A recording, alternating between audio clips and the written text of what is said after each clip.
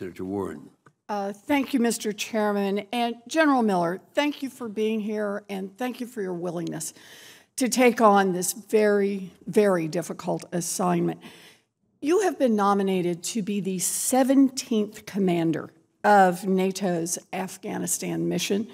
Since 2007, you'd be the 9th U.S. commander in the same mission.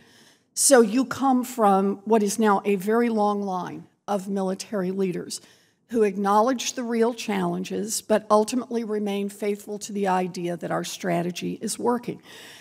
Unfortunately, you are not the first commander to come in here to express cautious optimism.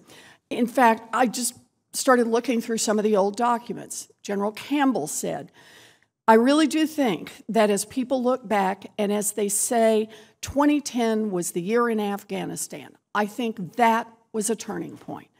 Secretary Panetta, 2011 was a real turning point. It was the first time in 5 years that we saw a drop in the number of enemy attacks.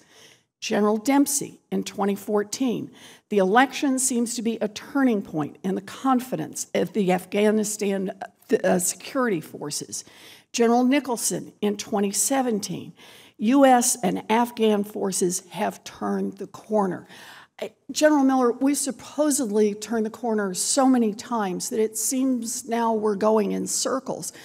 So let me just ask you, do you envision turning another corner during your tenure as commander? After 17 years of war, what are you going to do differently to bring this conflict to an end? Senator, first off, I acknowledge the 17 years. That's generational. And I have experience from 2001 until very recently.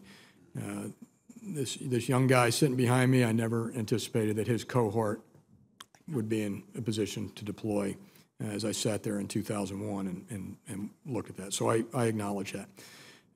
I also, I can't guarantee you a timeline or an end date. I know that going into this position or offer necessarily a turning point, unless there is one, unless there's something to come back and report back that something has changed, and that's where I anticipate being.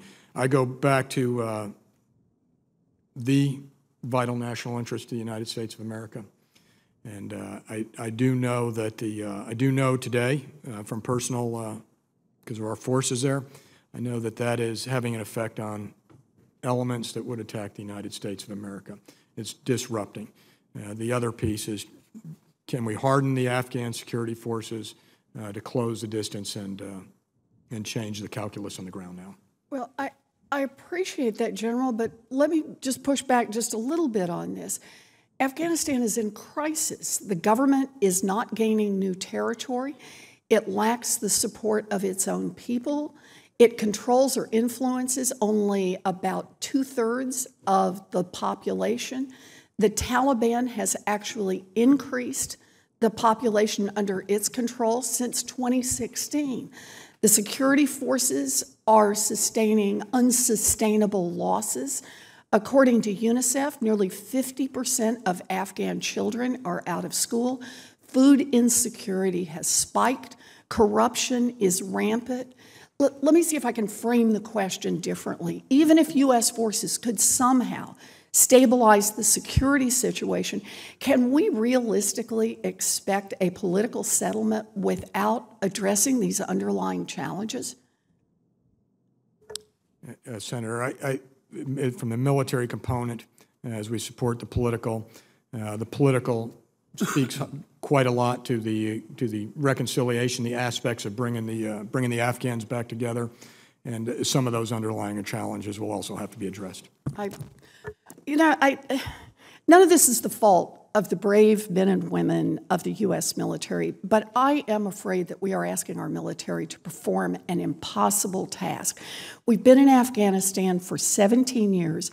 Our military cannot and should not be in Afghanistan forever.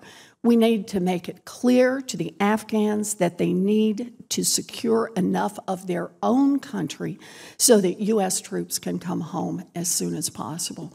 I appreciate your being here, but I'm deeply concerned that we are just heading further and further down a path that does not have success at the end. Thank you. Thank you, Senator.